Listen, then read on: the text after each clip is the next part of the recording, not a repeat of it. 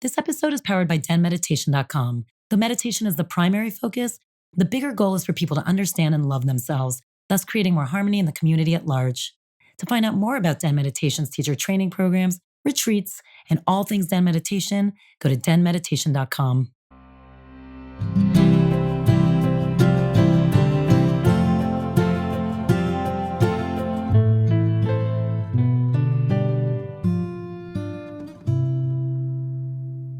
I'm so glad we're having this conversation because I've always wanted to chat and really hear kind of your story of how you got to where you are, because you're one of our strongest teachers. People love you. You're such an incredible force with your mediumship and everything that you teach and everything you do.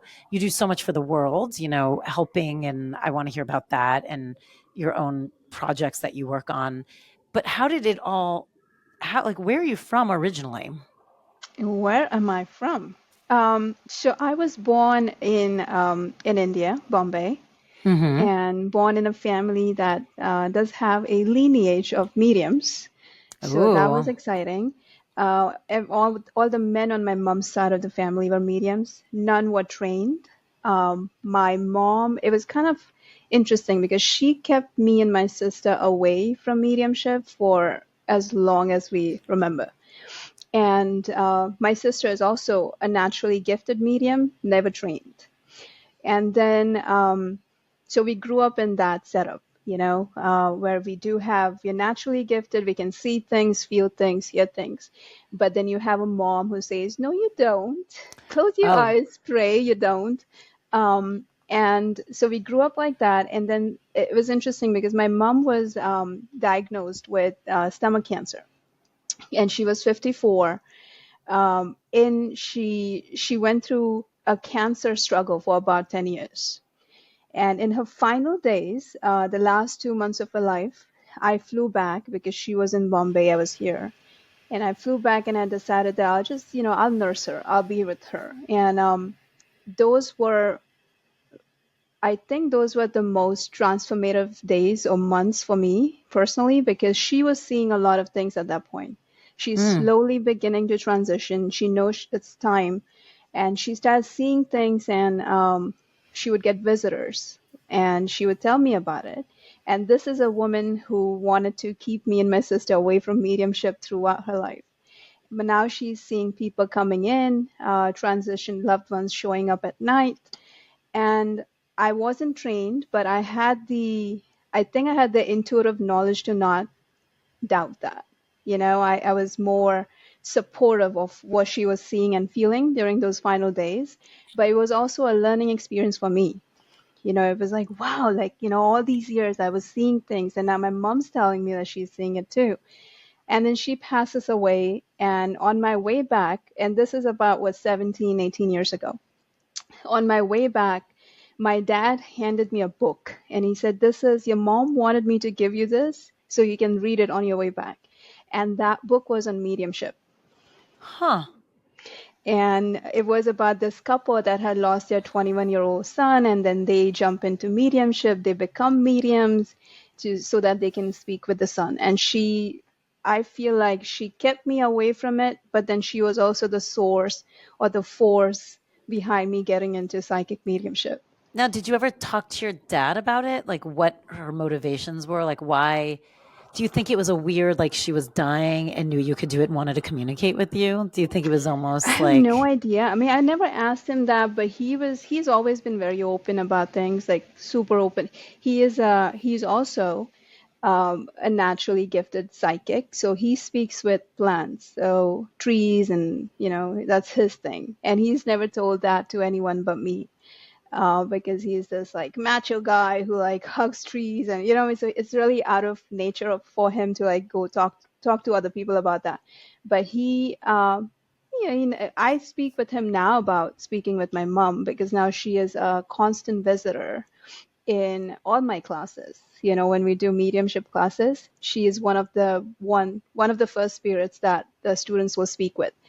So she's been very supportive since she passed away, but she was the reason why I decided to study mediumship. I always tell people that, you could be naturally gifted, but it's it's such a sensitive topic that you want to have proper training to get into mediumship. So when your mom, talk about the first time she came forward for you It was after she through another passed. medium. So this is 6 months after she passed away, and I was at my computer and I get a coupon from a medium. And I was like, oh, a coupon from a medium. So let me go, let me call this person. And I go in thinking with, I don't know what. I don't know what I'm going to ask, what I have to say. I have no idea. I show up, and there was this 21-year-old woman who walks in with a little dog in her purse. And I'm like, that's a medium?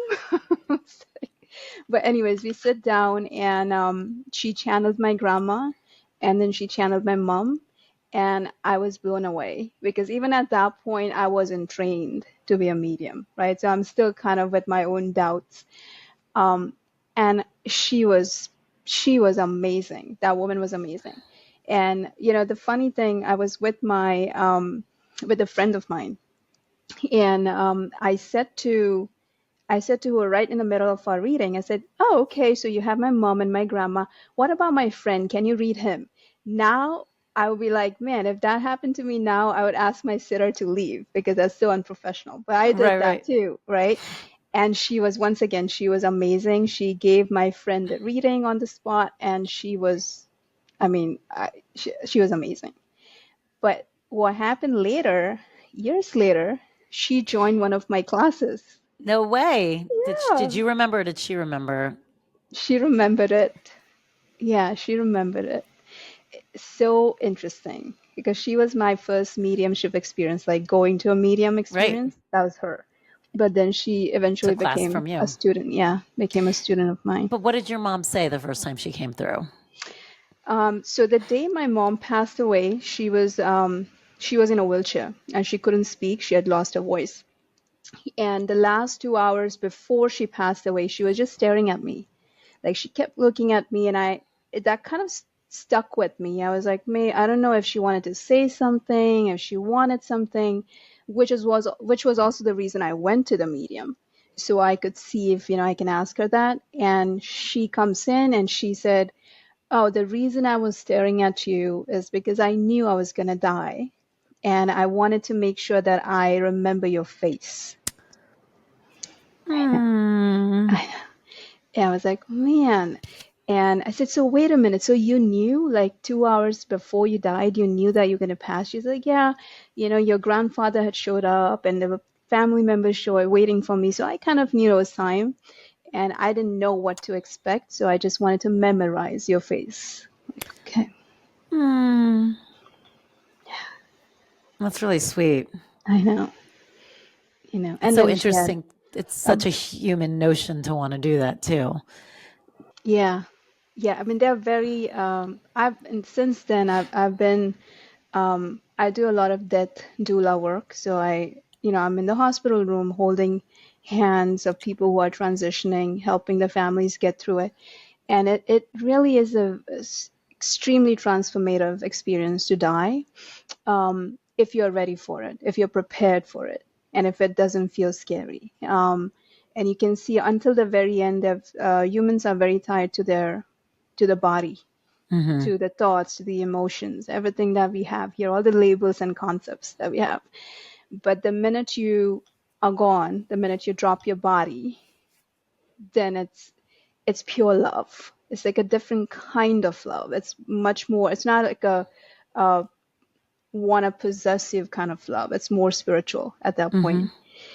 But you can see the entire room fill with love when people transition. Even pets, when we lose our pets, we are grieving on this side in the physical body. We feel the loss, but the spirit is the only emotion they feel in that moment. If it's peaceful, is love.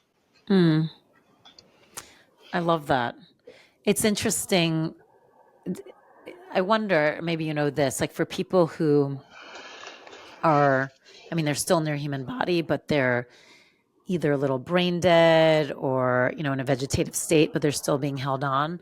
A lot of times it's one of the things people say is how much younger they actually look and how much more peaceful. Is that part of it because they're actually not they're more connected into the spiritual world than they are into their physical world, even though they're being hooked up and like kept alive. Yeah, and even people with dementia. So what's fascinating with this is when we do mediumship readings, sometimes we'll have living people show up in the reading. And the first question I would ask the sitter, the client, is, does this family member of yours have dementia? Because when you have dementia, you're kind of between two different dimensions. So you're checked in, you're checked out. So yeah, you are in the physical realm, then you spend a lot of time on the other side with your family members. So they will often show up in mediumship readings. People who are, on life support will show up, people in coma, because, I mean, they're not really in their bodies at that point. Yeah. What do you like? Do you feel like there's any spiritual meaning to dementia? Like, have you I asked this? Like, why is there a reason people go through it? So one of my earliest clients that I read for, her mom had dementia for 15 years. And when I did the mediumship reading, the spirit shows up, the mom showed up. And my client said to her mom, I feel like you lost 15 years of time here. You couldn't see my daughter grow up. You lost, like, I feel really sad that you were not there for 15 years because you didn't remember us. And the mom said, oh no, I did remember everything. I knew what was going on. I just didn't want to be there. I was like, Hmm. oh.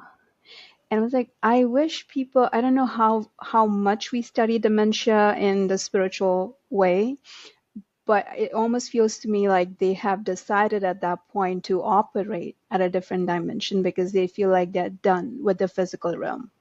So it's not so much that they're not aware of what's going on. They just don't want to be here.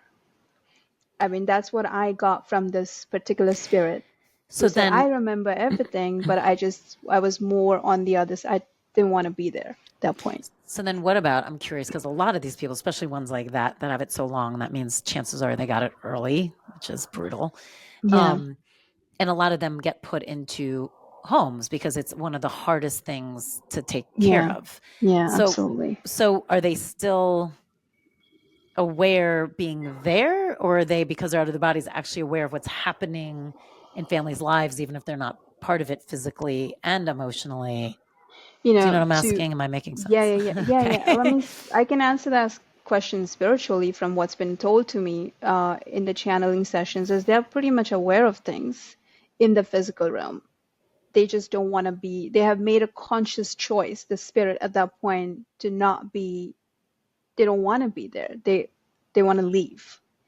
They find it much more. I don't know what other dimension, but they are operating at a different dimension than the physical realm at that point.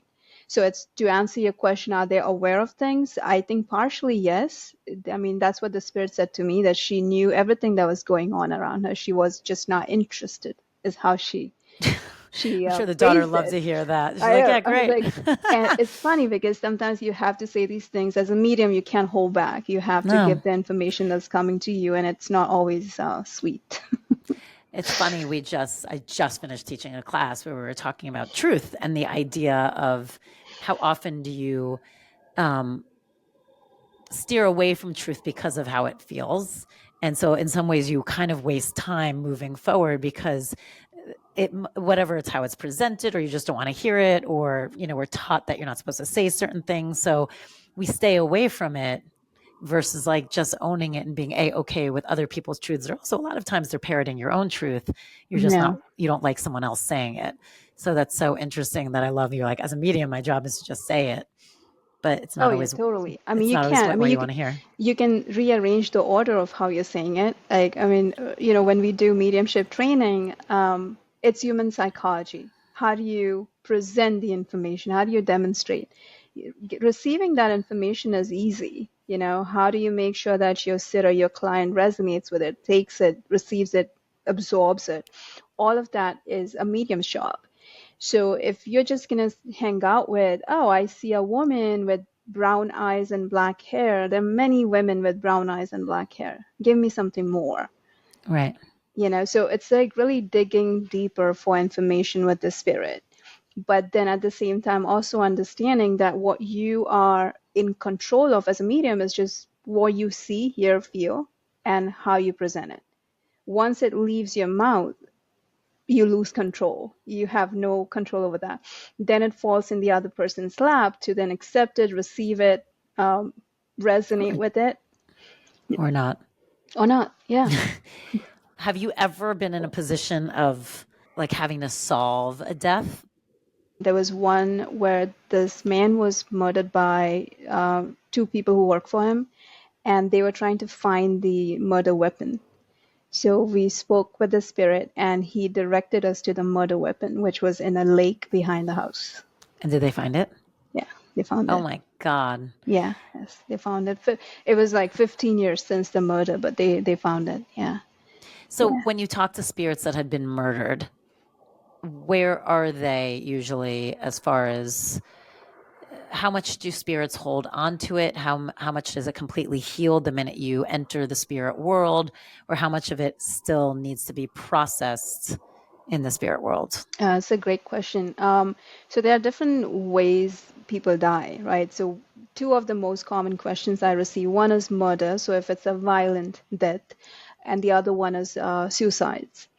And with both those kinds of death, what happens is obviously for the first couple of weeks, months, days, the spirit's going to be in a confused, chaotic space, especially with suicide. If it comes from a place of despair, like there are people who are terminally ill and they decide that, hey, it's time to go, and they're still surrounded by friends and family, still peaceful. They decide to go, but it's peaceful. But then there's the other kind of suicide that comes from a place of despair and feeling like the suffering will end if I kill myself. And when they do it, it doesn't end. They realize that consciousness is going to live on, and now you just dropped your body. So the immediate reaction to that is the spirit trying to come back in. Oh. They want to undo it. They don't want to leave. They don't understand what's going on. We had a case recently, which we study in mediumship classes of this 12-year-old who committed suicide because of bullying at school. And we do a practice night called Tuesday night, where all my students come together, we practice. So it was a Tuesday night session with another client, someone who is not connected to the 12-year-old. But the 12-year-old's aunt was watching. So we have people come in and watch these sessions too. She was watching, and I had no idea that she was watching, and she had lost someone. And the 12-year-old spirit came in. It was only like 3 days after she passed. And she tried to hijack the whole session. So she started going to each medium, trying to communicate to the mediums, but she was violent. She was in those moments, she was desperate. She was angry. She didn't know what to expect. It was just 3 days after she had passed away. That changes over time. You'll see that many of these spirits they kind of like start climbing the scale of consciousness, even in death, meaning initially it's a lot of anger. There's a lot of resentment, confusion, chaos.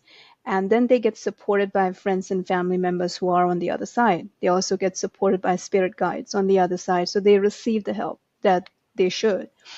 And then in a few months, few weeks, maybe few years, the quality of the vibration changes. So the same spirit, if I speak with her now, hopefully she is in acceptance at this point.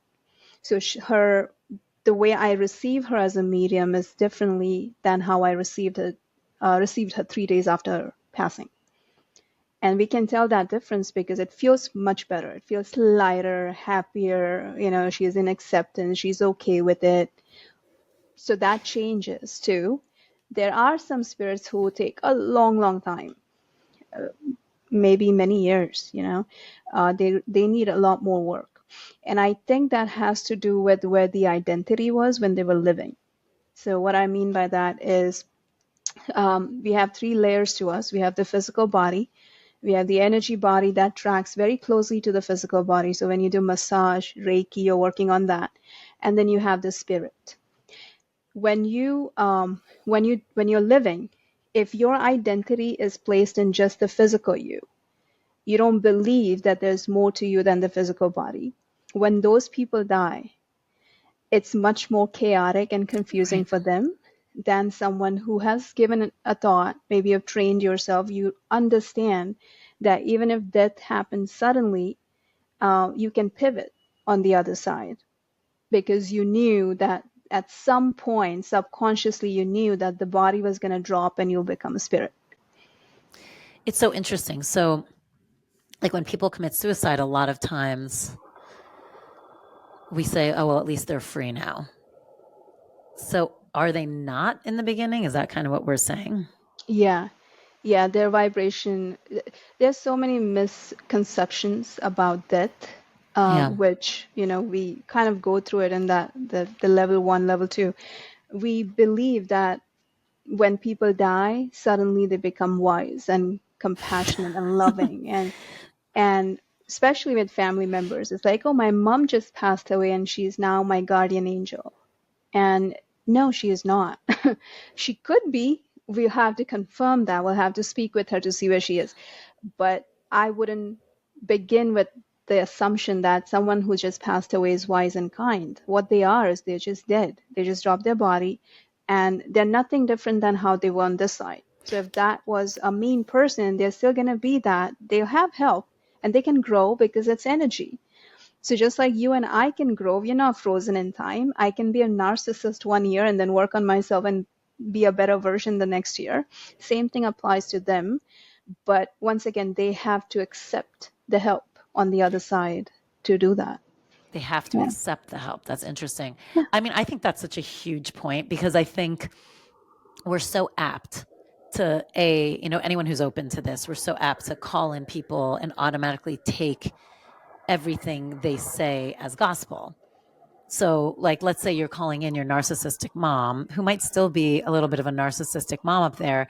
And if she's saying things to you in a session or comes to you in a dreams, whatever, you still have to keep in mind the point of view of which it's coming from versus Yeah. just assuming it's from this higher energy.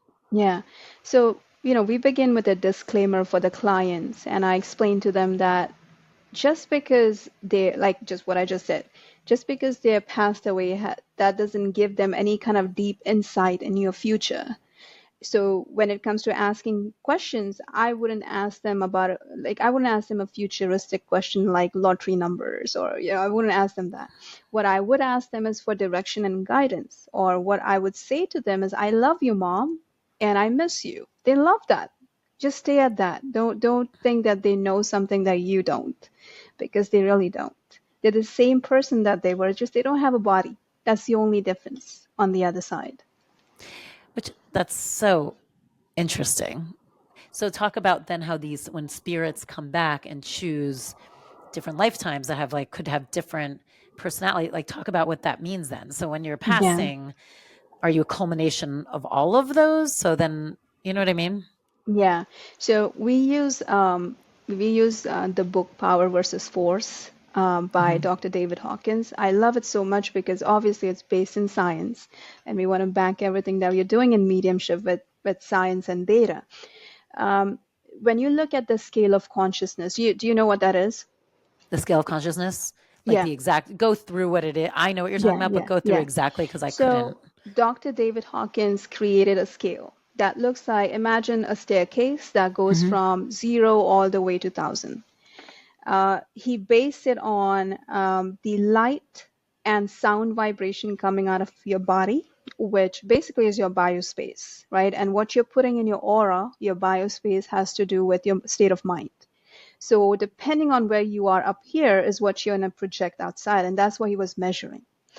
And he found that about 85% of our planet, all the living people on a planet, fall somewhere below 200, which looks like shame, guilt, fear, Right. doubt, all the heavier emotions, insecurity, name it, depression, all that is below 200.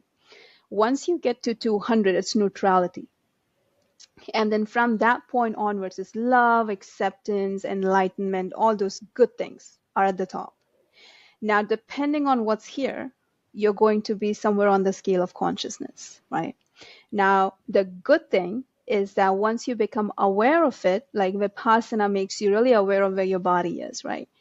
Then you can come up, you can do things that makes you feel better, and you can climb just in a 24-hour cycle. You can go up from 0 all the way to 750. Same thing applies to the dead, okay? Because we have a body, but what he's measuring is the vibration.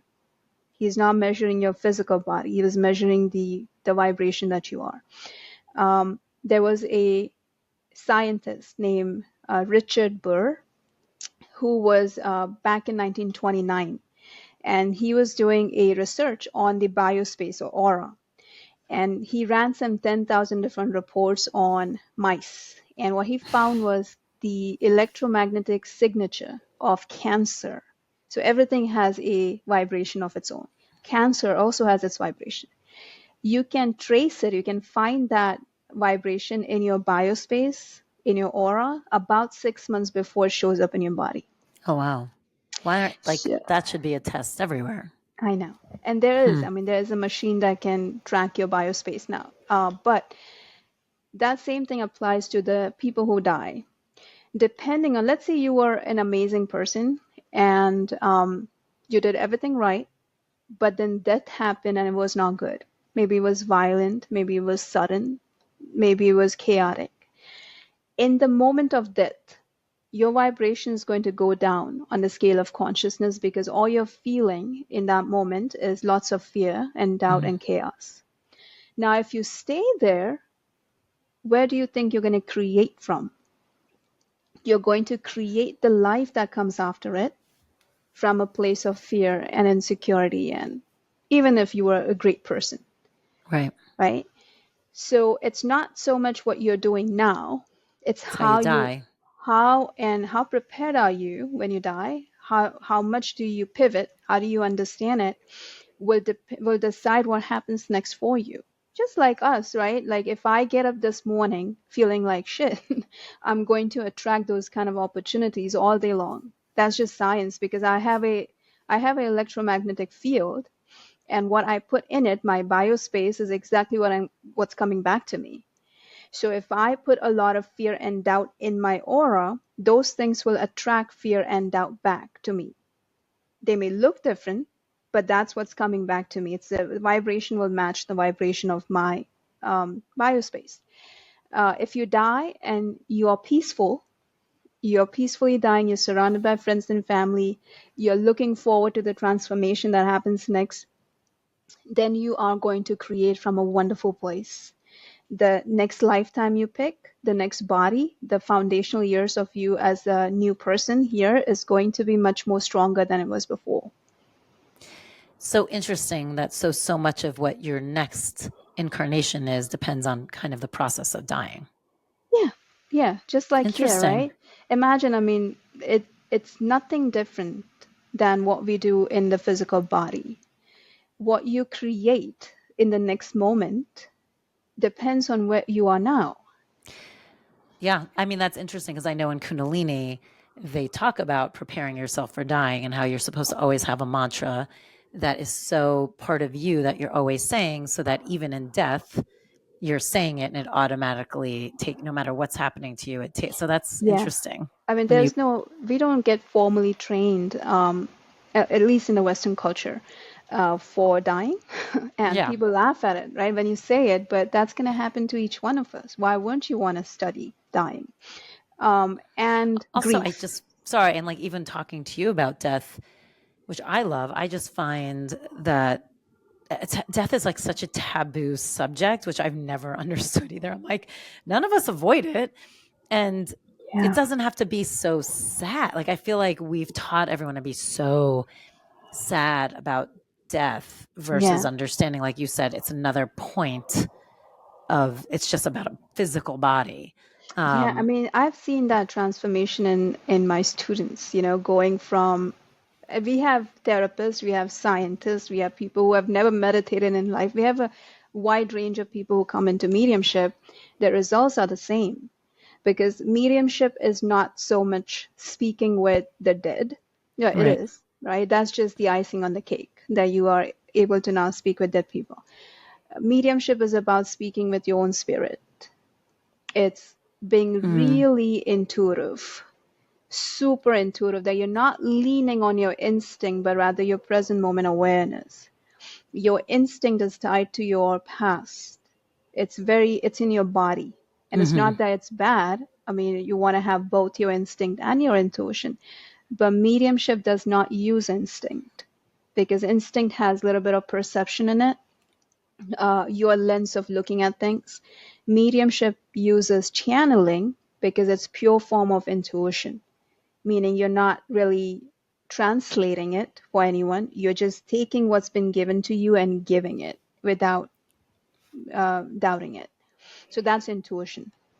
How it's so spirits pass. So then is it based on like personality, like who wants to hang out and come through and be around? Do you know what I mean? Like some people are like their mom died, like you said, and they're like, oh, I see my mom all the time. Butterflies, this, conversations, dreams, whatever. And Yeah. then other people are like, my mom just never comes through at all. I mean, I'm just using that example Yeah. specifically. Is it about who's passed? I mean, I'm sure, yes, I know, I'm sure some of it's also about how open the person left here is to want to see it or hear it. I'm sure that, but let's say it's the same person or the same vibration. Is there a difference of what people choose after they pass? Yeah. I mean, there's free will in everything, right? So sometimes they'll be more than happy to come speak, and some spirits don't show up. And then I would tell my clients that it really has nothing to do with them. It's so what is a medium's job? So a medium is like a telephone operator, right? So you come to me and you say, my name is Tal, and can you make a phone call to the other side to see who shows up for me? And I say, okay, I need your name for that. So that's the other thing too, where people come to mediums and don't want to give their names or something. I'm like, it doesn't Like, work like this, right, I can't connect the line. I can't connect the line, because who am I calling if I don't know your name? But once I place the call, it really depends on the other side whether they want to answer your call or not. It's not up to me. It's not up to you. It's up to them. And it's not a bad thing. Sometimes a good thing. They're busy. Maybe they don't want to speak with you. Maybe they have other things to do. So I wouldn't take it personally and say, oh, why does my mom doesn't want to speak with me? Oh, maybe she doesn't have anything to say to you at this point. So Right? interesting. But your mom comes through a lot. Yeah, I have to like ban her from some of the things. I'm like, you're not showing up today. So have you ever had the conversation with her about why were you so against it? I never asked. Interesting. I never asked. That's a great question. I never asked her because I don't know. I live more in the present, and I'm really happy that she's healed. I mean, she's done ancestral healing with me, so she is the face of that side of the family now. So she's really healed and radiant, and she's one of my ancestral guides. So I never really go back into past with her. My sister would. But my sister and my mom had a love-hate relationship that goes on even today. And I've told my Does she sister many communicate times, with her too? Does your sister she communicate with doesn't her? want, she does not want to. Not through me, not by herself. And that's the other thing, where families would come and they say, I don't want to speak with that person because they were mean and not nasty. And I would say, let me tell you something. They're not frozen in time on the other side. So just because they were mean and nasty here doesn't mean they're going to be mean and nasty on the other side. Maybe they did receive the help that they needed, and they're better version of themselves now. Right. Wouldn't you want to give yourself a chance to say, let me see where they are today? Maybe they have changed. Maybe they feel better now. I mean, if you were my friend, Tal, and I did something horrible to you, and then I apologize and I apologize and I apologize, and you say, I'm going to freeze you in time. Oh, Yeah, I hate when people do that. It makes me so yeah. sad. So if we wouldn't want to do that here. We wouldn't want someone to do it to us here. Then why would we do it to them on the other side? They have the help that they need, and but she does not want to speak with my mom at all. Yeah. So how often when you're doing a session do you place the phone call and a surprise guest comes? Mostly it's a surprise guest, because the way I do mediumship, I don't ask them who they want to speak with. Oh, you I would don't even just, ask. It's not even like, let's see no, if we can get this person. You're just like, let's see who comes through. that comes to the end. So let's say if I say to you, okay, let me see, let's open the door and bring everyone in for you. And then if you don't find the person that you are looking for, then we can go find them. So that comes to the very end. But normally in my sessions, uh, we get like 10, 15 family members. And Wow. by the time we are done, because we train to do names and dates and everything's super accurate with these sessions. So um, by the time we are done, most clients have nothing more to say or ask. And that's also a difference between a psychic reading and a mediumship reading. So with a medium who gives you all the evidence, which is why we call it evidential mediumship, at the very end, you're just left with nothing more to do. You're like, oh, I feel good. I feel connected. I feel like I got what I wanted. In a psychic reading, the client is looking for validation of things that they know are happening in their life. They just want a stranger to tell them that. Right. So It's okay. there's, It's not yeah, right. yeah, and psychic readings can go on for hours, which is why, right? They can go on for hours because you're looking for validation in different areas of your life from a stranger to tell you, I see this, I see that. Subconsciously, you know it. You just want someone else to tell you that. Mediumship is different, it's connection. What the client is seeking is to just connect with the family member. And most people will be like, I have nothing to say. I don't have any questions. I just want them to know I love them. Yeah. Yeah. So when you say like at the end of a session, if someone that they wanted doesn't come through, we can go find them. How do you find them? So I would ask them the name of the spirit that they're seeking. And then I would just put the name out there and I said, just give me the name, don't give me anything else. And then we see if that person steps forward. And I'll bring evidence. I'll say, okay, I see a man and I'm seeing his same thing as I would do with other spirits. The only difference is I know who I'm looking for now at this point.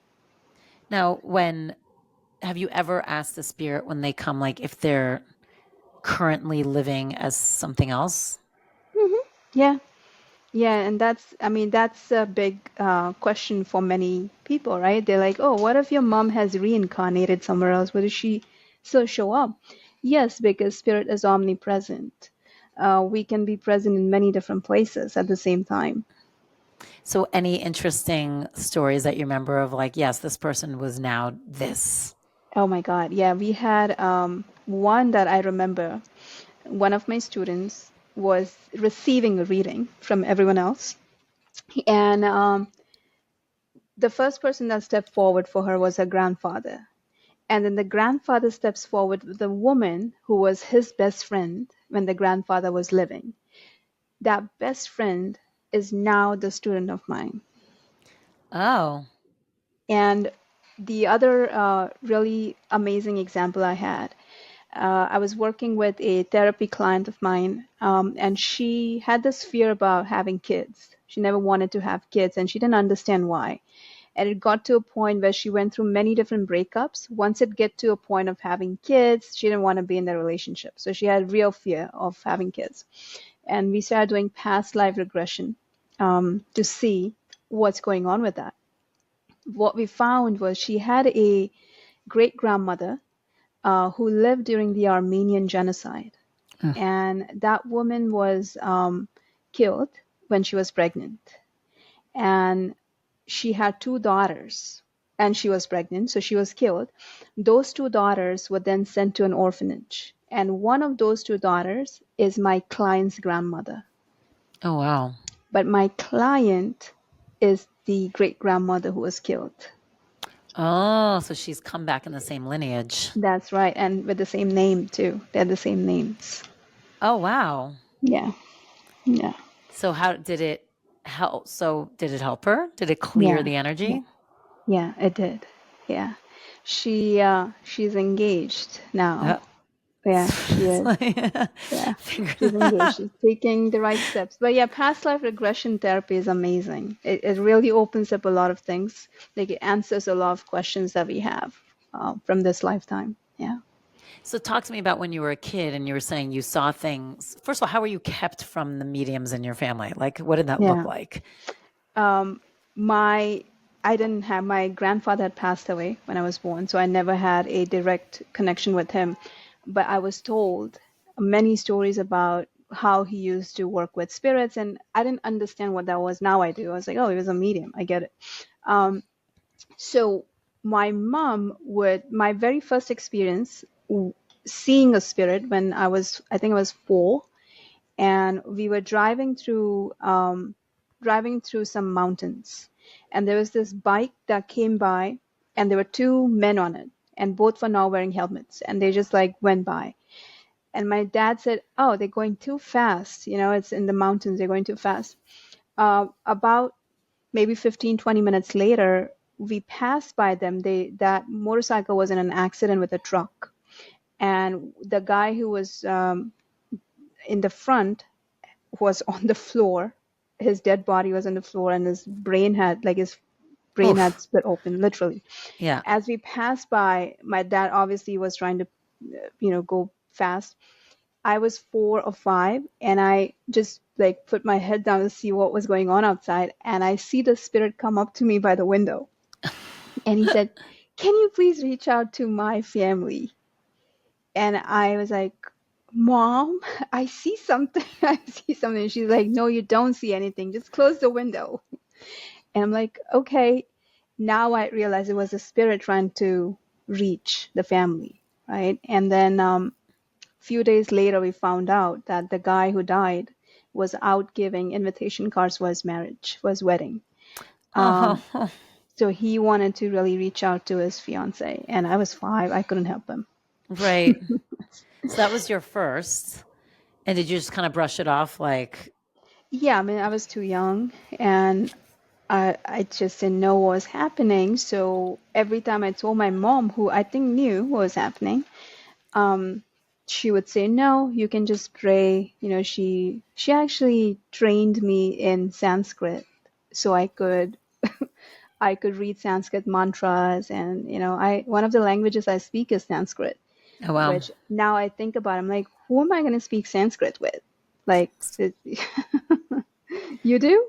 No, but I'm saying like it's Sanskrit has there's so much Yeah. spirituality in Sanskrit though Yeah. too. So I find that interesting. Yeah, I'm grateful for that now because I study mantras and stuff. Right, I was So gonna say like every mantra. it So helped. It helped. But back then, I mean, there were things that she would do. So I wouldn't see. I don't know if it was the fear in her that she was like, oh, you don't want to, because I mean, no one trained in the family.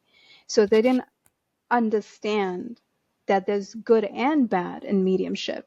But you right. have to structure it. You have to train yourself so that you don't encounter the bad as much. Well, what were some of Yeah. the bad or the scary things that happen? I just think they're troubled spirits on the other side, like they're troubled humans on this side, right? Right. So not every human being you want to be associated with, or you would want like people in your space because you just know that it's not the same vibration as yours. It applies to the other side too. There are amazing spirits out there, and there are really mean, troubled spirits out there.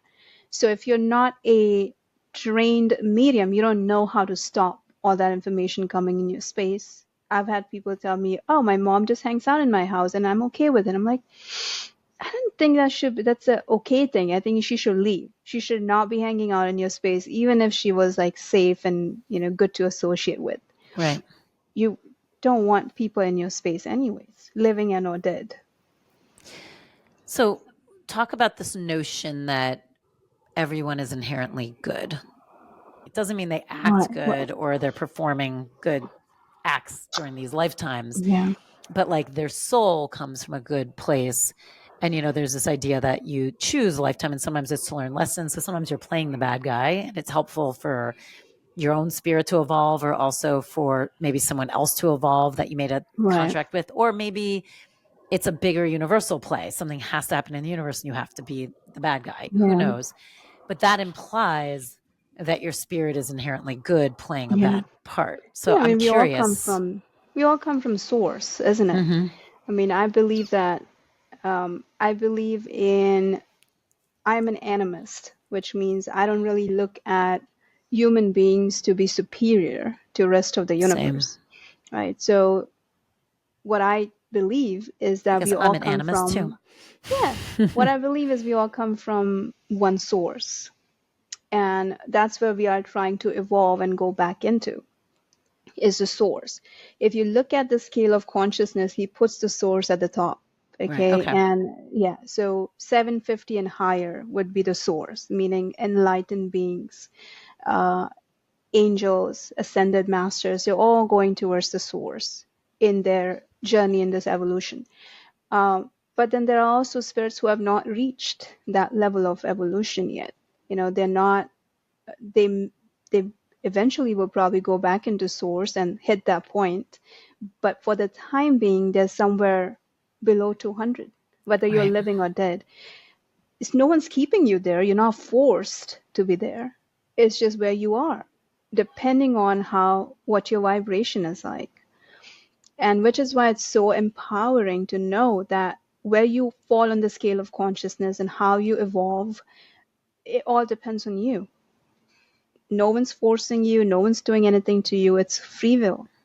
You decided how you wanted to come back based on your vibration in death. You picked a family, you picked a place, you picked a life. That doesn't mean you're going to stay in it. You still have resources once you come back to upgrade your vibration, even in the living form in the body. So that's interesting. So how do you reconcile with, I mean, you do so much humanitarian work, and you're in every country that needs you. So how do you like reconcile that too? That idea of like you picking a life, I'm sure for those who are in those moments of crises, whether it's a moment or a lifetime, talk about that a little bit. Talk Yeah. about what that's I mean, about and choice and all of that. And I'm sure you've thought yeah. about it a lot since you Oh, live yeah. all these sides. Yeah. Yeah. I've been to so many different places. But yeah, it just comes back to the belief that how the person has passed away in their previous lifetime dictates how they have been creating since then. So if you choose a country, we come from different places. Like I was born in India. I grew up in South Africa. I lived in London. I've been in the US for 17 years. I've been all over the place. Uh, Everything you are creating, what is really based off where you were, as in your death. So the parents that you picked. Now, when I look at my life, I don't identify with the first maybe 20 years of my life. It's a completely different life that I live now than when I was maybe 15 or 10 years old, which shows me that I have evolved even within the last 50 years. My soul has evolved to a point that I'm manifesting better opportunities and better things in my life. That wasn't always the case as Right. a baby, but what I was as a baby had to do with what I was before that. Is there any talk on the scale that certain vibrations are harder to get out of, or no, every single one you can jump? So there are three levels to those vibrations. One is they call it the suffering, which is below 200. People are suffering subconsciously. You may be angry and I'm not suffering, I'm just angry. But yeah, anger falls under suffering because you're putting stress on your body too. And then you have the expanded, that's the next level. So now you're expanded. And the last level is the flow. You're in the flow when you hit like 750 and above, those vibrations. So it really depends on you being in an empowered state and not in a victim mentality to understand that it's really what you're throwing out mentally is coming back to you. So if you change that, then you can scale that scale of consciousness. You can climb up. You can be elevated. And there's the idea of psychopomps, meaning guides who will help you from one point to the other. And we have that available whether you're living and or dead. We have people out there, we have spirits out there who are constantly helping us climb up on the scale of consciousness, whether in the form of teachers, books, seminars, workshops, whatever. It's always helping you become a better version of yourself. So there's not a single emotion on that scale of consciousness that can keep you locked unless you want to be locked in it. Do your same guides that are with you during an incarnation stay with you beyond, or does it change? The master guide will stay beyond. The ancestral guides may shift. Ancestral guides depend on what ancestry you pick to come back on. So if you choose a completely different family, now you have a different lineage. So then it just expands. It's not that you lose them, it's going to grow. It's going to be a big database of spirit guides out there who are there to help you. No one just like drops you. You Right. continue with them. Yeah. But you have one master guide which continues with you from the time of birth all the way to you die, and then even in your death. They're always there. Is that from like the moment of your spirit creation, you're given a master guide and then they just stay with you through the whole? Yeah. At least mine has. I don't know about other people. And I've never channeled. So a lot of the stuff that we teach in mediumship, or the stuff that I talk about, I do like physical channeling. And in my physical channeling sessions, which can go on for like hours sometimes, information will flow in. And then I have someone with me who writes things down for me because I don't remember them once Right. I'm out of my channeling. I can channel human beings too. So someone who has just passed away, I can channel them. Or I choose to channel one consciousness, meaning my ancestral guides who are healed in a good place, so I can safely channel them to bring me information that I think is useful for others. Mm-hmm. And I've known through that there's this one guide who has never left me. He's always been there as long as I have existed. I don't know if that's the case for everyone else. That's beautiful, though. Yeah. Yeah. So when you channel through your guides, what do they give you information wise about, since you do spend so much time in kind of war torn countries or places that need help? What do they say? Like, what's the point of all of it? Yeah, I mean, it's really what people are creating based off their vibration. But even like a baby, this comes up quite a bit about babies who are lost, babies who are lost to violence. And then the families would say, so you think the baby chose this? So it's not so much conscious choosing. You're not choosing like, oh, I'm going to make this choice, A, B, C. No, it's what your vibration is what's bringing things into your existence. If that's the life you chose vibrationally, so then we are looking at the baby as a baby, but the baby is really a spirit, Right. and it's on its own evolution, it's on its own path. I personally, because I do so much work in like war-torn countries, I've been to like every possible country, Syria, Lebanon, everywhere. We were just recently, 2 months ago, I was in Israel. We went to Gaza. I'm going to go back. And I don't think it's a different kind of work. It's the same kind of work that I'm doing, which is healing. And I realized, I think this was the biggest lesson I learned, is one, that I can't help everyone unless they want to be helped. So that helps me with my own boundaries. So I'm not overextending myself. I'm just making myself available so you can choose whether you want to receive this help or not. Same thing with people who live here, who are not affected by war or poverty or anything. They're just living their life, spiritually growing. I can't force you to come into mediumship. You have to find it yourself. Same thing with the people that I'm working with through the foundation. I can only do so much. If they don't want my help, they don't want my help, right? So Right. that helps me with my own boundaries. And the second thing was just understanding how we are looking at children and babies as babies and helpless. But the reality is, even though you are a baby in a body of a little baby, the minute you're born, you begin to absorb information based on vibrations around you. Your mom's vibration, the doctors, the nurses, whatever's going on, and you begin to process your belief system. It's crazy. So an example would be like me. When I was born, my dad was expecting a boy, and then I was born. So he wasn't very happy about it, right? He didn't show up in the hospital for 3 days. So there's my mom He was sitting there boycotting with, the girl. yeah, yeah. So there's my mom sitting with a newborn baby that she wants to be happy about, but is fearful and afraid. And, she doesn't know what's awaiting her at home. And the baby, they're thinking the baby doesn't know anything. But this baby knows everything that's going on Right. because it's a soul, it's a spirit. So the baby understands, oh, they don't want me here. I'm not welcome in this life. And then begins to mold the physical belief systems of this human who grows up thinking, I'm not wanted, I'm not accepted, becomes a pleaser, tries to go out of the way so that people would accept her or him. So that's how we begin to build our belief systems from the time that you are born in this lifetime.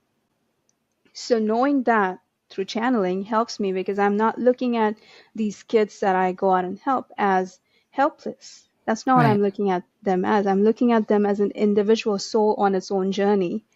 And I can bring help to you, but it really depends on your manifestation. What is it that you're trying to manifest in your life? Are you trying to manifest help? Then it's going to arrive at some form. Um, I have a we have a child who had brain cancer, and we started working on a case maybe 8 years ago. She was 2 years old, brain cancer in Mexico, and the mom had eloped with a cartel member. The dad was killed, so she was raised by a grandma. Brain cancer, does not have a house, and we start paying for medical bills. And she's 7, she's cancer free. But I realized in those 7 years that every single time I felt we couldn't help her, help arrived. And it wasn't because I was doing anything. It was because the child was manifesting the help. I'm just a medium Right. bringing the help to her, but I can't help her unless she wants to manifest help. I mean, I agree with all of that. And it's so hard, though, for some people to swallow this idea that you are part of what happens to you. Yeah. Yeah. It's tricky, right? And then a lot of people don't get out of that hump. So then I feel like it keeps like going back to that scale. It Yeah. makes it hard to like jump out of that part of the scale Yeah. because it's easier to think like a victim. And in some of these cases, it's like, well, of course, look at everything that's fucking happening Yeah. to me. What do you expect me to do? Oh, yeah, absolutely. And I mean, there are only two ways things can go, right? One is where you either believe that things are happening to you and it's not in your control, or the other side would be things are in control. It's I'm making it, I'm doing it to myself. Now, you decide which one you want to pick.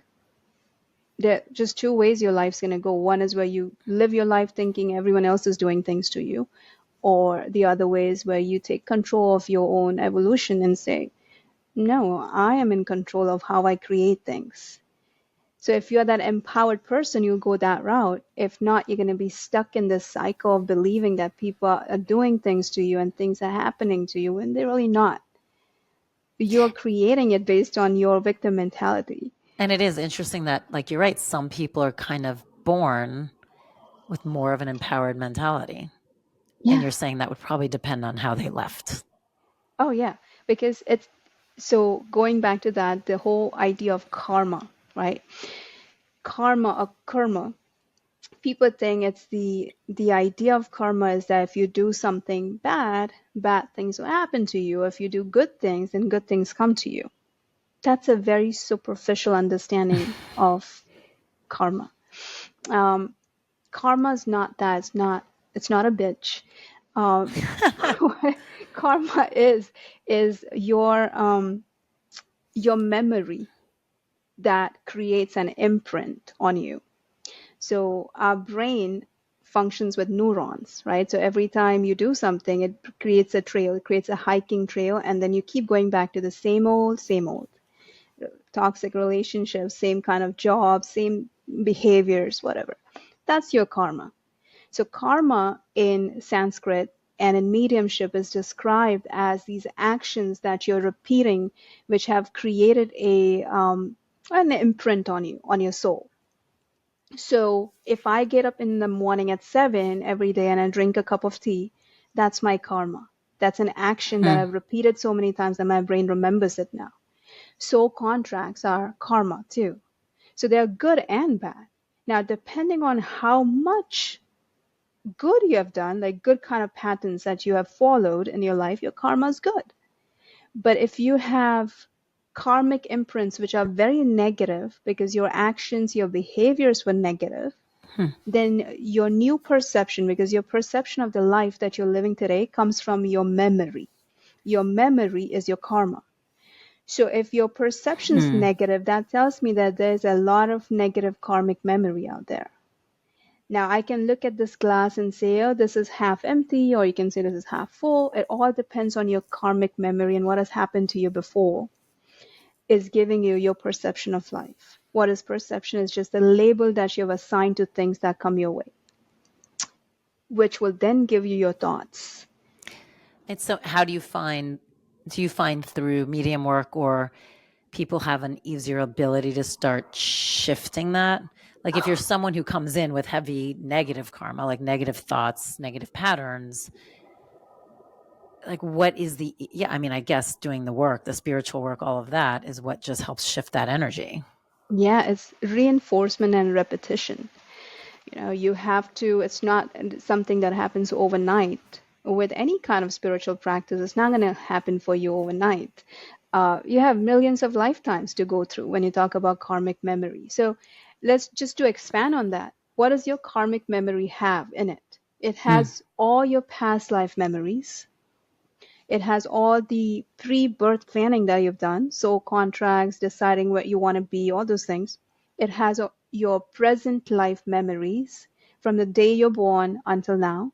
And then it also has something called ancestral DNA, which is epigenetics, right? It's 12 generations on both sides of your family, belief systems, experiences, life experiences coming down all the way to you and sitting with you today. That is your karmic memory. I know how, yeah, that's hard. That's hard, yeah. And so it's not going to change overnight, but it can also change overnight because you have the capacity of breaking those the patterns that you have created and creating new ones.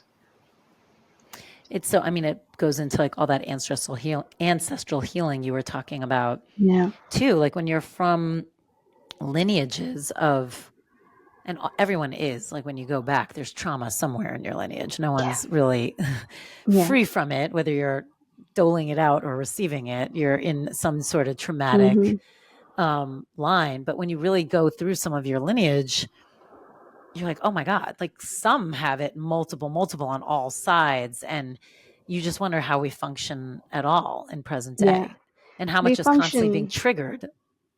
well, we have functioned because we also have blessings from the same lineage. True.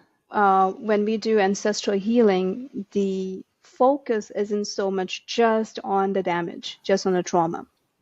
There is a step in ancestral healing, which is exploring the blessings and burdens of your lineage. And we do it, you do it yourself with your ancestral guides, but you also allow other mediums and psychics to do it for you. So it is an added validation that everyone's coming up with the same stuff. They all come to, oh, you had leadership, you're really good with singing or dancing, or maybe you have low life expectancy, but they all come up with the same data. Then you look at that data and say, oh, wow, okay, so this side of my family gave me addiction. But I understand why, because they were also highly empathetic individuals who didn't know how to process what they were receiving, so they try to numb it. So now right there is the healing that's happening for you, because you're not looking at that side as saying addicts, you're saying empaths. Right.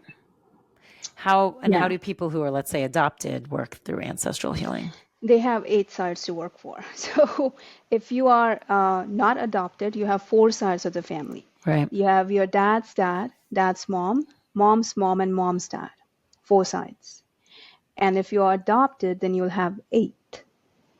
Which is like beautiful and complicated. Beautiful and complicated, but people may say, but they're not DNA. But yeah, it's not so much DNA, it's belief It's energy. systems.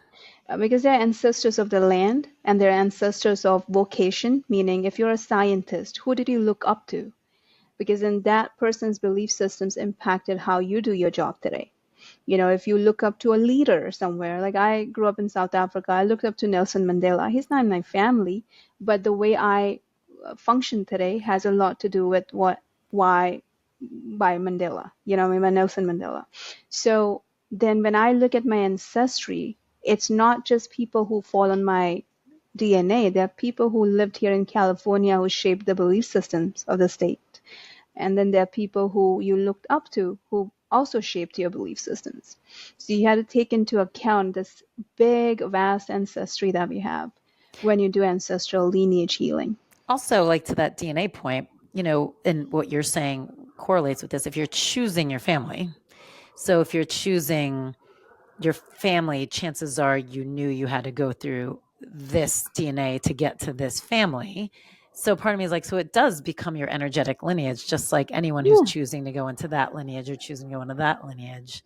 yeah. It's And you made a fascinating. choice. Yeah, and you can blame your parents all you want for things, but We all if you are do. like, yeah, we all do, right? But I would also, it's not fair to No. just blame them for the bad stuff and then take credit for the good stuff. Because what you are today is a combination of blessings and burdens. You can decide which one you want to embody the most. So I can decide my mom's side of the family, all the men are addicts, but I also knew that they were all mediums. Right. So I they didn't know how to understand handle it.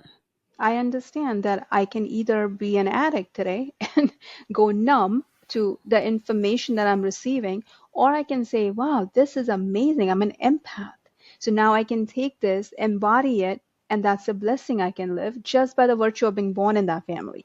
I mean, I think it's such a beautiful, this is like kind of where I struggle with therapy is this need of like going back and like bashing. And I'm like, I did the work. Like, I'm really at a point where I see the stuff that has made it difficult for me, but I also see the beauty of what I received. And like, I don't need to take that balance away at this point because Yeah, I I mean feel like, you've intuitively reached that point. And yeah, this is why many people leave therapy and come into mediumship. And I keep repeating to people, when you think about mediumship, stop thinking of mediumship as speaking with the dead, right. because that's the icing on the cake. That's a after side effect of Mm-hmm. working on yourself to make yourself a healed vessel. So then you can receive information that you don't really need a teacher at one point. You have everything that you need inside of you. You just have to become a healed vessel to receive that information. Right. And mediumship brings. I come from a therapy background. I have students who are psychotherapists who are taking mediumship. So many of them, and they all benefit from it because they can take this back to their clients, Mm. to people they are training, because a way more expansive way, a positive, empowering way of looking at life and death than therapy will ever be. Yeah. This has been such a great conversation. I mean, I appreciate it. I love it. I feel like we touched on some really I know. interesting areas. Especially, I love to have conversations about death because I think people don't talk about it enough. I know. So I appreciate you. I'd love to talk to you some more. But thank you for all the work that you do. Thank you for being so incredible, like an incredible resource at the Den with all of your courses and classes. And you're just a beautiful teacher and guide. So I appreciate it. Thank you. Thank you.